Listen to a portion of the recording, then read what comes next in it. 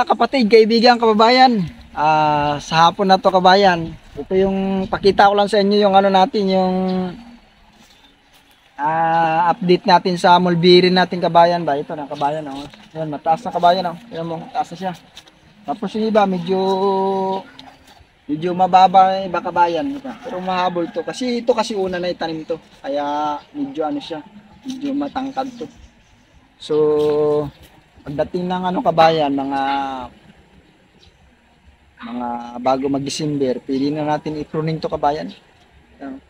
Kasi itong mga sanga na to, maging matured na to kabayan, gulang na. So, isa sa mga sekreto na ano yung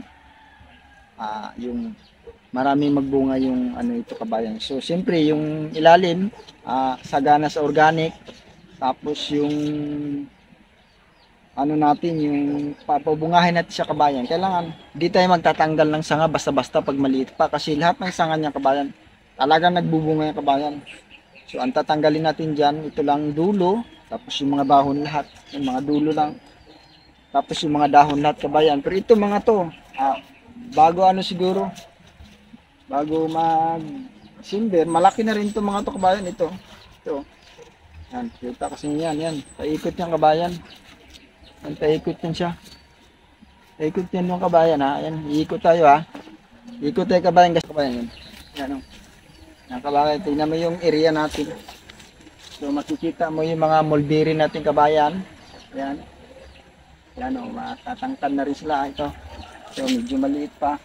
Pero hahabol yung kabayan kasi tatambakan natin yung mga dumi ng rabbit natin kabayan. Yung mga rabbit natin kabayan dun. Bila.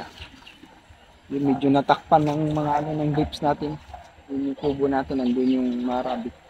So yung mga dumi niyan itatambak natin dito sa ano, sa ilalim ng